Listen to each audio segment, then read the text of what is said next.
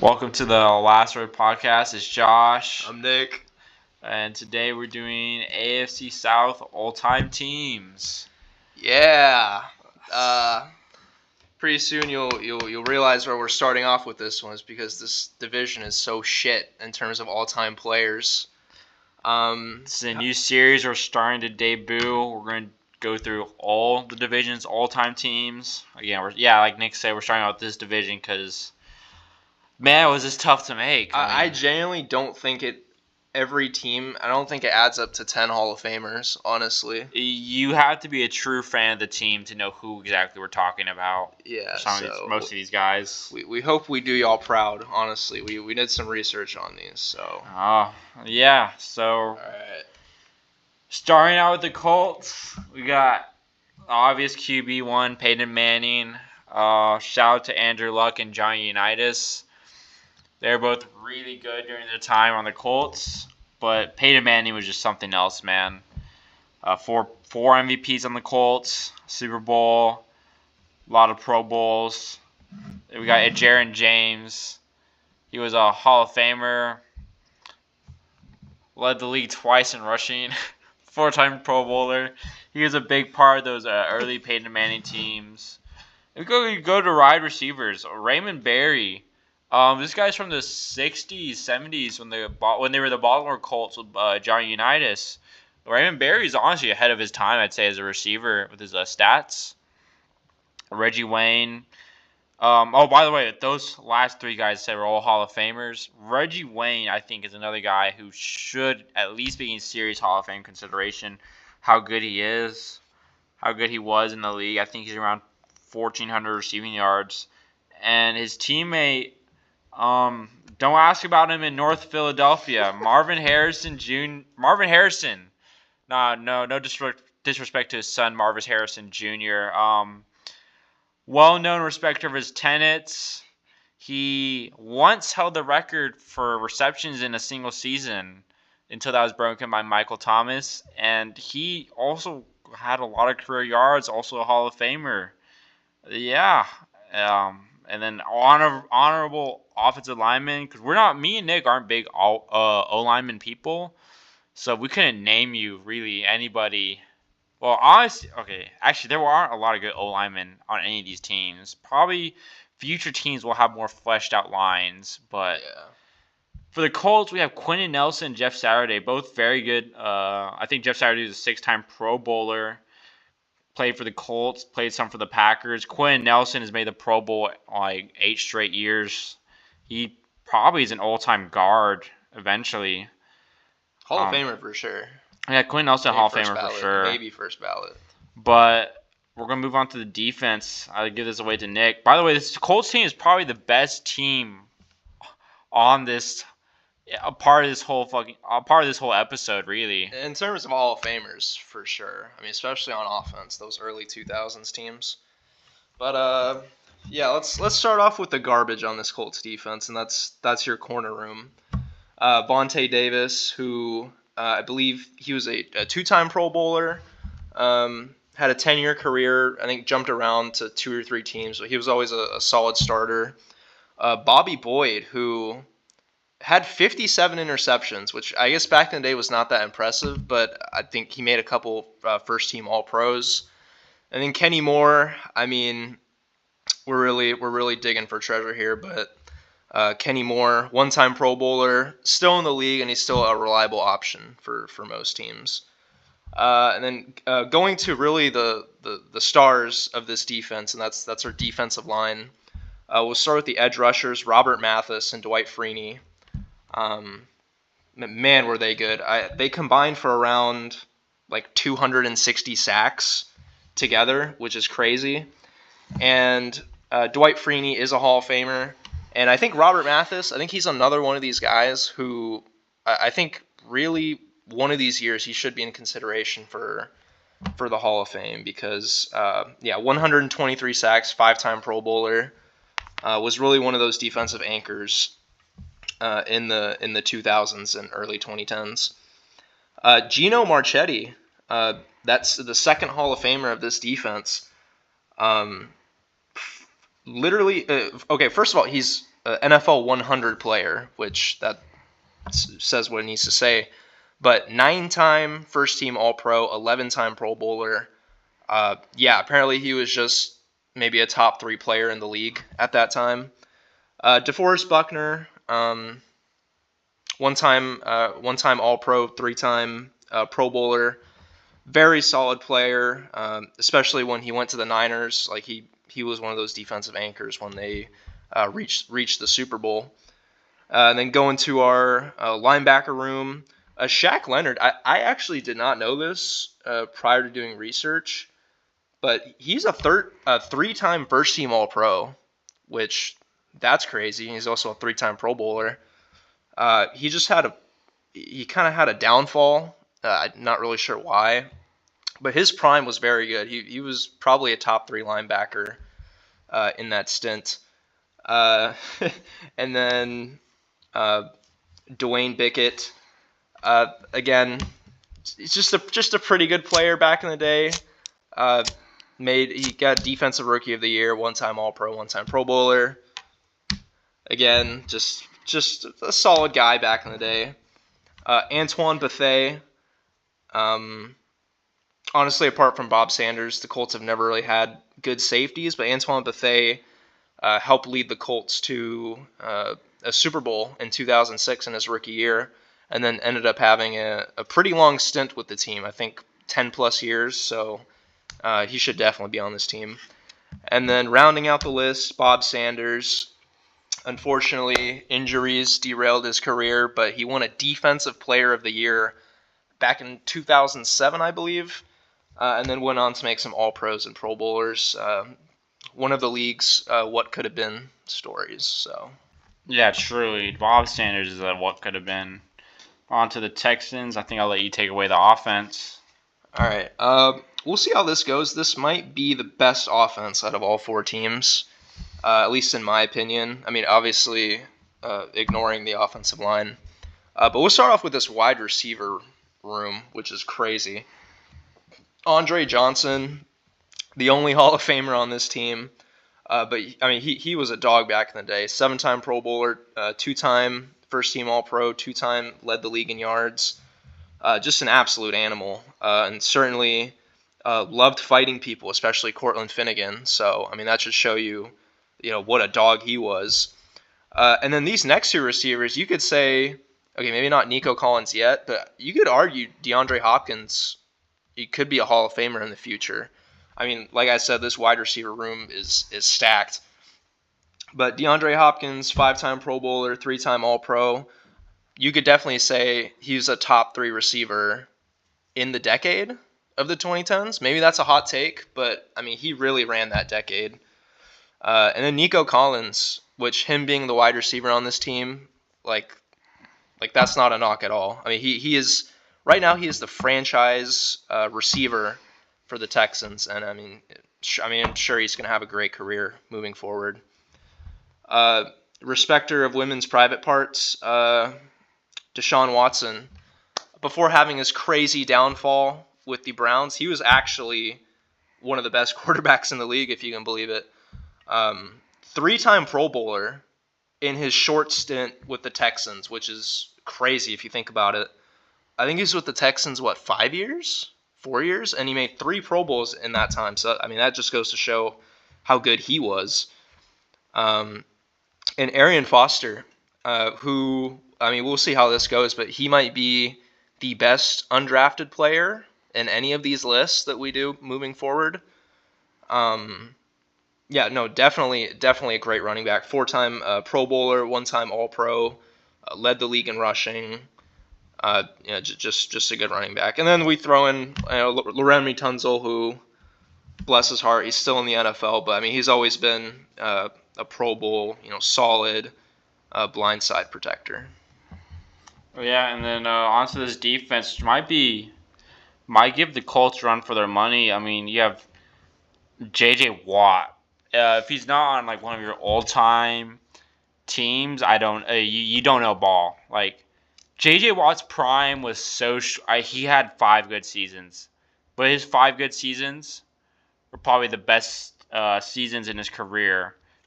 Mario Williams, another number one overall pick. Oh, actually no, J.J. Watt wasn't a number one overall pick. He should have been though. Yeah, he should have been. Yeah. But Mario Williams, solid defensive tackle, made some Pro Bowls here and there with the Texans. Went to the Bills. But very solid tackle for them for a while. Antonio Smith is the same thing. Made an All-Pro, made a Pro Bowl with them. Solid tackle. Will Anderson Jr. This is projecting because it was a tough one between him and Clowney, but we chose to go Will Anderson Jr. because we believe this is going to age well. I mean, he's so good already. He could win DPOY. He's going to win DPOY at least once in his career, we hope. Oh, for sure. I think he will. He's so good already. He's so fundamental. But, I mean, let's get to really the dogs of this defense. I mean, Brian Cushing and D'Amico Ryans. If you don't know about these guys, you don't know the Texans. I mean, Brian Cushing wasn't like a Luke Kuechly type of linebacker. You know, he wasn't like a perennial Pro Bowl. He made a few Pro Bowlers, but I mean, man, you see his like workout tapes, J.J. Watt, dude. It kind of pumps you up sometimes watching Brian Cushing play. And same with D'Amico Ryans, who actually did make a couple All-Pros, a couple Pro Bowls with the Texans. I know he went to the Eagles. Now he coaches the Texans, which is insane. But he was such a good player along with Brian Cushing in those late 2000s, early 2010s teams, the Texans. We got Derek Stingley Jr. This is another young guy on this team that's probably the best corner in their franchise history. He's made a Pro Bowl. I'm pretty sure he's an All-Pro too already. Jonathan Joseph, Kareem Jackson. Those are both guys who've played 8 or 9 years with the Texans. I don't think either of them made a Pro Bowl with the Texans, but they were both just solid stars long term. I mean, there's not a lot of players that we can really put on there. So after Derek Stingley with the projection, we were just kind of going with straight just straight longevity. Who's been there the longest and was actually a solid enough piece. I mean, you start enough seasons, it goes to show you were a good piece. And then Justin Reed was a good start for the Texans for about like 6 years before he went to the Chiefs. And Glover Quinn was also a solid starter for the Texans before he really took off with the Lions when he got there. But one thing I'll say about this Texans defensive team is a lot of these, like especially the secondary players, are probably going to get replaced in these next few years with guys like Kamari Lassiter and Jalen Petrie because those guys are really good too. But we just had to go with longevity there because they weren't as good as Derek Stingley to really knock people off the list. But just what a good team for the Texans. Again, good defensive team. And now we're on to the Jaguars where, man, if I said in 2021 Trevor Lawrence was not going to be the franchise quarterback, all-time franchise guy for the Jaguars, you would have called me crazy. You would have said you're fucking smoking something. The guy who's never lost a game in college, except the national championship, and the guy who's never lost a game in college. He never lost a game. He only lost in the playoffs. That's crazy. Guy who's never lost 2 games his whole career up to this point. First overall pick, best prospect we've seen since Andrew Luck. You're telling me that guy is not going to be the all-time guy in 5 years for a team who's not had a good quarterback history? You'd call me crazy, but I'm not crazy in 2026. Mark Brunell is still the all-time Jaguars quarterback in my eyes. He's the only one who's had success with them. Yeah, I think some Jags fans might. I don't know. Are Jags fans like super fond of Trevor Lawrence? And it's like he's a big disappointment. You were expecting Tom fucking Brady or John Elway out of this guy, and you got mid. I guess so. Some Jags fans might be mad, like, oh, Trevor Lawrence, like he went 13-4. But I mean, I think me and Josh both think he's had Mark so many Brunell. up and downs. He's still young. But up until this point, there's nothing for me to say he's gonna be out Mark Brunell. There's nothing for me to say. I'm not saying he's a bust either, but right now I'm just not going to say he's going to be out Mark Brunell because Mark Brunell made it to 2 championships. Trevor Lawrence has barely made it past the divisional. Yeah. I honestly was thinking Blake Bortles before Trevor Lawrence. Blake Bortles took them to a championship too. Obviously, he had a good defense, That's a huge but it takes stretch, a dude. quarterback to also make a team. But Blake Bortles, dude. Fred Taylor, running back again, it was between him or MJD, but Fred Taylor just has 10,000 rushing yards. Was good part of those late 90s, early 2000 Jags when they were starting out as a franchise. Keenan McCardle was the other half of the receiving core for those late 90s, early 2000s Jags. 6,000 receiving yards. Very solid guy. He's their second all-time leading receiver. Allen Robinson, second, was a good player for the Jags until he went to the Bears and bounced around teams, but he wasn't that bad. I mean, there just isn't a lot of players we need to put at a third receiver spot. We were thinking, who were we thinking? I mean, BTJ, but no, there's no way. he just had such a bad year last year. He might not even be on the Jags, is what they're saying, so I just couldn't put him there. But their best receiver all time is Jimmy Smith, who's like at like 1,300, 1,400 receiving yards. Some Pro Bowls. He wasn't really known because he was on the Jags. He was the number two, not even the number two, like kind of like the third string to Michael Irvin. Again, on those mid to late 90s Cowboys teams before the Jags became a franchise, and they just took him from the Cowboys because the Cowboys didn't want him in the expansion draft. And what a pick that turned out for the Jags. Jimmy Smith was a baller on the Jags. He played a long time for them too. He had a very good career. If you don't know Jimmy Smith, you don't know ball. Jimmy Smith I would say, probably should be the second Hall of Famer for the Jags, besides their only O-lineman on here, Tony Baselli, who is the first and only franchise Hall of Famer at tackle. Very good player. This whole offense, you just took the late 90s Jags and put them on offense. Yeah, basically. yeah. I think what me and Josh were saying, I think if BTJ had a really good season last year, he might beat out Allen Robinson. For that wide receiver 3. Because he had such a good rookie season that if he just put 2 seasons like that together, I mean, he would already be on this list. But anyway, let's talk about the Jags defense. And we'll start off with the defensive line. We'll start off with Josh Hines-Allen and Travon Walker. 2 guys who were never flashy and are never flashy. Travon Walker, I mean, he year in and year out consistently. Whoa, I'm going to pause you right there. Josh Allen has always been good. Travon Walker, I can get the no flashy rule. No Josh Allen hate here. Josh Allen? No, I'm just saying he's never been flashy. He's been flashy. He's been flashy. How's he been flashy? Yeah. He has been. All right.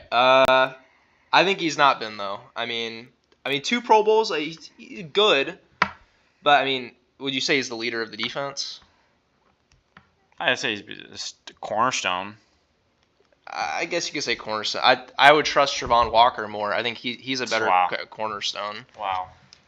All right. Dude, this guy fucking loves Josh Hines-Allen. But I'd say that's the 2 weaklings of this defensive line. But these defensive tackles, I mean, what? Oh, first of all, you have Calais Campbell, the nicest guy in the world, Walter Payton Man of the Year.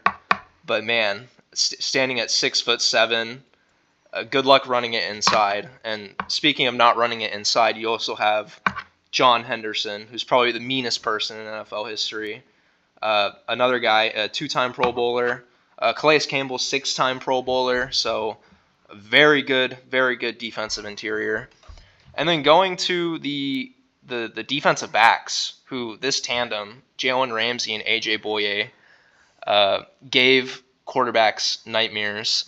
So you can see Jalen Ramsey, really not a fan of having his shirt on, and he is a huge fan of acting super feminine for some reason during post-game interviews. But don't let his femininity fool you. He was a dog. I mean, he was one of those Deion Sanders types where you just throw to the other side of the field where Jalen Ramsey isn't. And if you did, you were throwing towards A.J. Boye, who was another very well-respected corner in the league. And then we have Rashawn Mathis? Yeah, Rashawn Mathis. I think apart from Jalen Ramsey and AJ Boye, there really wasn't many corners that were super good in Jaguars history. Rashawn Mathis was just, a franchise guy, a guy who stayed with the Jaguars for a while, was just a dependable player for them, but, never had any major accolades or anything like that. Moving on to our linebackers, Paul Pazinski and Miles Jack.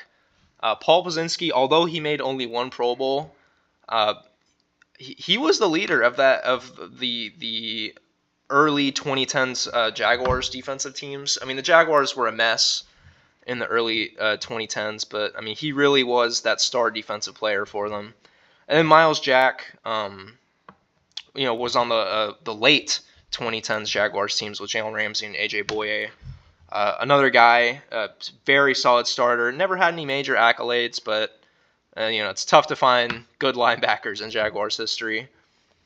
And then speaking of really hard to find players, this safety room is egregious. Deshaun Gibson and what's his name? Donovan Darius. Donovan Darius. Not really much to say about these guys. We're just, solid starters in their day who played a while for the Jaguars. But I don't know if you fucking Jags fans can think of any better safeties, and you can tell me what an idiot I am in the comment section. All right, on to the tight ends. See you again, man. All right, Tennessee Titans offense. Let's start off with their quarterback, Warren Moon. It was really tough between him and McNair. Warren Moon. We chose Warren Moon. He has better all-time stats, and for his contribution to the race barrier that he broke for the quarterback position, because apparently people thought that, black people couldn't be quarterbacks because they were stupid or something. He said, fuck you. And it really broke that barrier, and now we see more than half the league being full black or at least half black. So, good job, Warren Moon. All right, moving on to our running back, Derrick Henry. This one was very tough because you can go a multitude of ways. And as Josh pointed out, anytime that CJ2K is in the fourth position for an all-time team for the running back position, you are doing very well at that position because you got Derrick Henry, Eddie George, and Earl Campbell. Honestly, if you take any of those three people, I wouldn't be mad at you. But I think the stats just point to Derrick Henry. He's just had a more dominant run. I think just under 5 yards a carry for his career, which is nuts.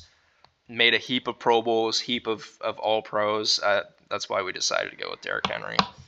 And for our wide receiver room, let's start with Charlie Hennigan because I want to get him out of the way.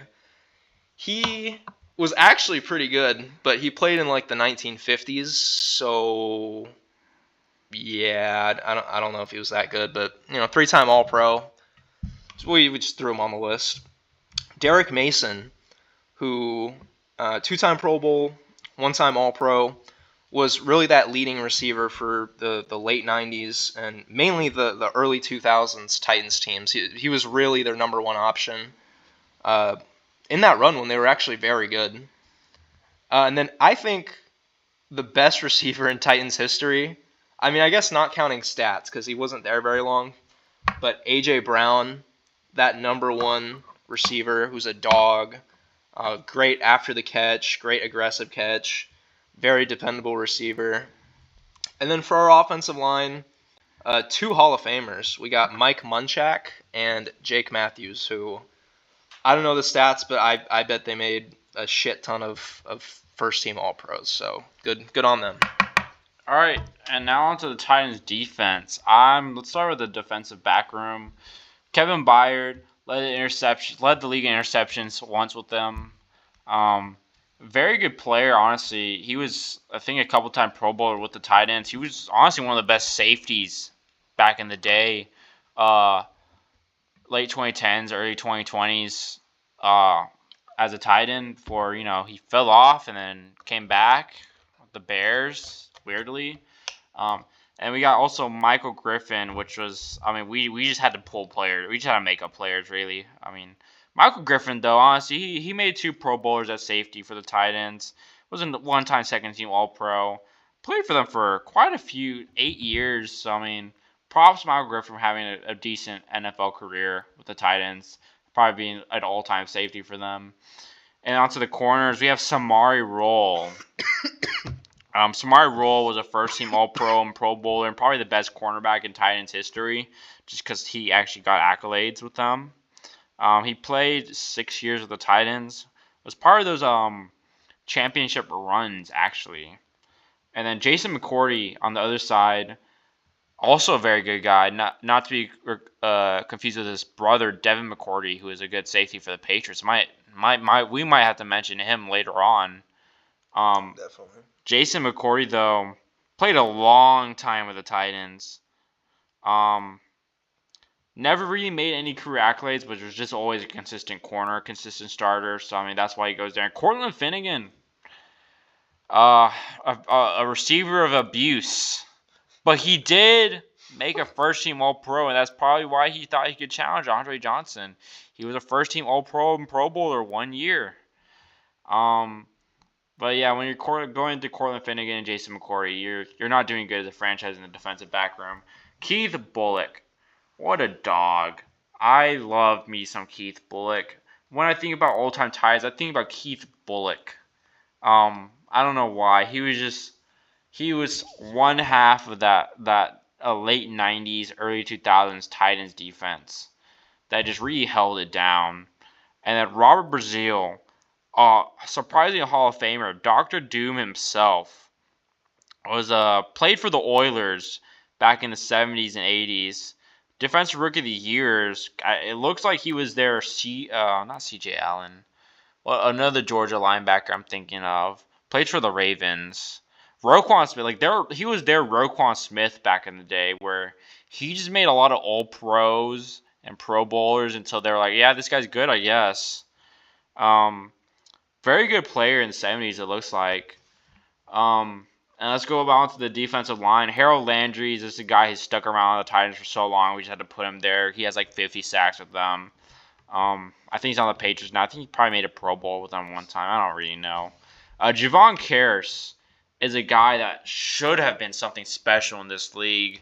Set the all-time rookie sack record in a season of 14 and a half. Was almost broken by Micah Parsons, but wasn't. Very good guy. Just injuries. He just had so much to derail his career, but was a good part of that. Again, that championship run Titans where they had to face the Saints and lost in a miracle. Super Bowl run Titans. I'm sorry. The Rams. Super Bowl run Titans that lost to the Rams.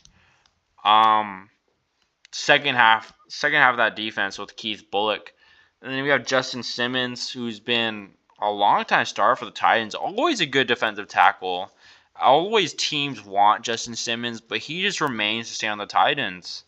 Which, I mean, he's probably going to be their all-time leader in sacks one of these days. I think he already is, if not. And lastly, Albert Haynesworth. You guys might complain that we put it on here. But he had to earn his money with the Redskins somehow.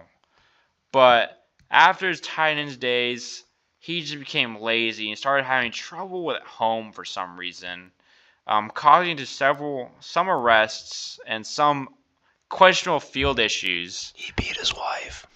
But Albert Haynesworth was a good player on the Titans. Let's not let all this confuse you. He was a good player on the Titans. But that concludes our NFC South all-time teams. Woo! We'll see y'all another day. Hope if y'all guys disagree with us or think we're disrespecting some of y'all too much, leave it in the comments. I'm sorry if you're an AFC South fan.